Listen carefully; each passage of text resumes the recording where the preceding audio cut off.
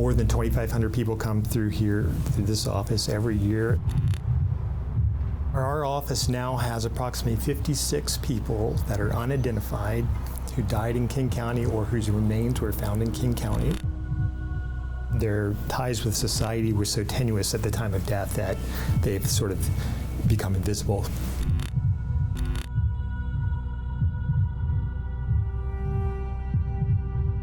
My name is Matthew Lacey. I'm the medical examiner for King County. We investigate deaths, sudden and unexpected deaths that occur in King County. The central question, the threshold question is always, who are you? The second question is, how did you die? That's the cause of death. And then the last one is the circumstances that the death occurred in. That's referred to as manner of death. So those three questions are answered for every case. So it's a process we do for everybody. It's just more difficult in certain cases. In some cases, it takes us decades before we get it done, but that's what we're going to do. We're going to get it done. This is our main autopsy suite.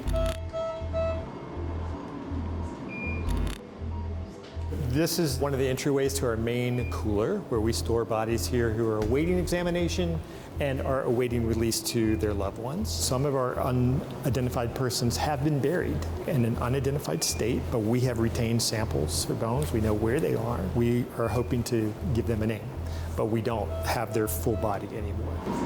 In persons that come to us in a skeletonized state, we will take samples of bone, and that bone can be used to generate a DNA profile. And that bone is stored in our facility.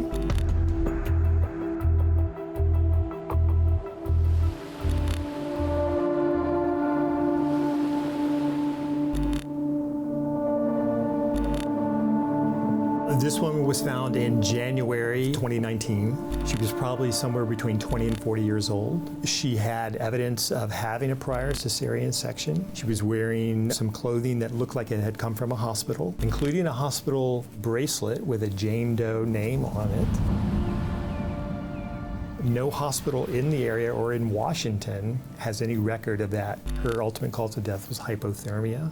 That's about all we know about her.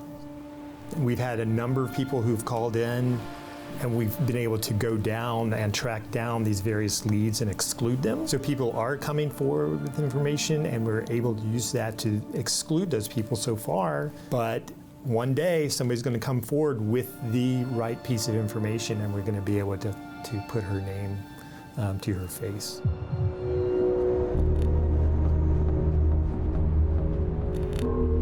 This man was found just a few days before 9/11. He was found in a grassy area adjacent to I-5,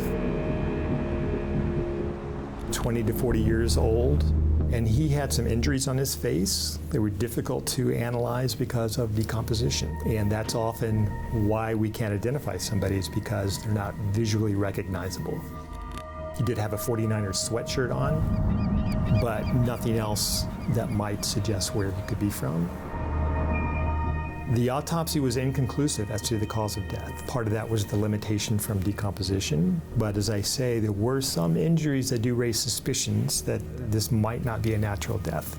So his death is officially classified as undetermined. If we have a deceased person who is not skeletonized, but we'd like to get their picture out, we do work with several extremely talented people. Somebody we work with who's an excellent artist from Arizona.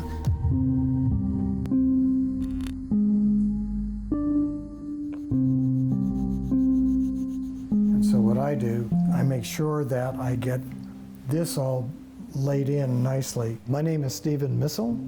I'm a forensic facial reconstruction artist.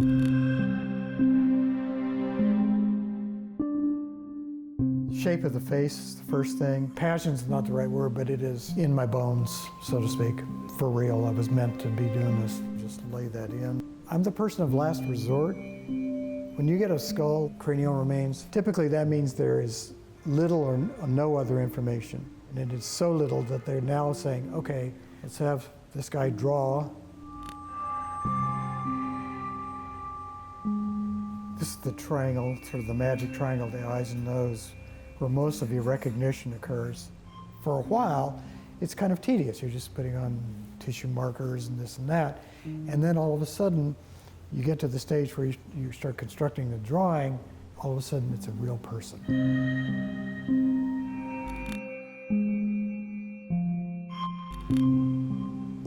This is one where I got the skull and did the drawing, and it turned out to be pretty spot on. Yes, when you get an ID, just a deep satisfaction.